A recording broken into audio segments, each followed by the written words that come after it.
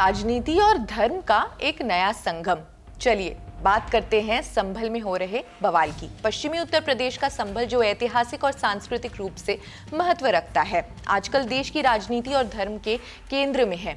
यहाँ की पुरानी मस्जिद, नया मंदिर और धार्मिक खोज न सिर्फ धार्मिक भावनाओं को जगा रही है, बल्कि राजनीतिक समीकरण भी बदलने का एक संकेत दे रही है। आइए इसके बारे में विस्तार से बात करते हैं। कल्की का मंदिर। प्रधानमंत्री मोदी ने इस साल 19 फरवरी को संभल में भगवान विष्णु के 10वें अवतार कल्की के मंदिर का शिलान्यास किया। इस भव्य मंदिर को अयोध्या के राम मंदिर, मथुरा और काशी के धार्मिक केंद्रों की तर्ज पर विकसित करने की योजना बनाई जा रही है। मोदी ने अपने भाषण में क्या कहा, बताते हैं। भगवान राम के शासनकाल का प्रभाव हजारों साल तक रहा, उसी तरह भगवान कल्की भी आने वाले हजारों सालों को प्रभावित करेंगे। ये शिलान्यास समारोह पिछले 18 सालों के इंतजार के बाद संभव हुआ। खैर, पुरानी मस्जिद पर विवाद और नई खोज के बारे में बताते हैं।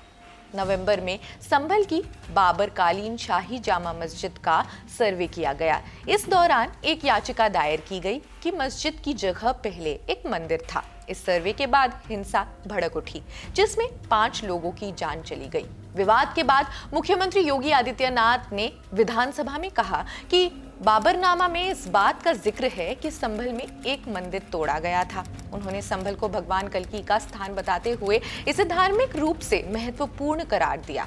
सर्वे के बाद संभल में कई नई खोजों का दावा किया गया है, जिनमें एक पुराना बंद पड़ा हुआ मंदिर और प्राचीन मूर्तियां शामिल हैं। इसके अलावा भारतीय पुरातत्व सर्वेक्षण यानी ASI ने यहाँ 1857 विद्रोह के दौरान इस्तेमाल की गई सुरंग के अवशेष भी खोज निकाले हैं। खैर, बीजेपी की रणनीति और इसका राजनीतिक महत्व कहाँ है? संभल और इसके आसपास के क्षेत्र हमेशा से समाजवादी पार्टी और बहुजन समाज पार्टी के गढ़ रहे हैं, लेकिन बीजेपी अब इस इलाके में अपनी पकड़ मजबूत करने की कोशिश में जुट चुकी है। 2014 में संभल से बीजेपी के सत्यपाल सिंह सैनी की जीत के बाद ये सीट फिर से समाजवादी पार्टी के पास चली गई। वर्तमान में यहाँ से SP सांसद जियाउर रहमान बर्क हैं, जो हालिया मस्जिद विवाद और हिंसा में नामजद हो गए हैं। उन पर बिजली चोरी के आरोप में 1.9 करोड़ रुपए का जुर्माना भी लग गया है।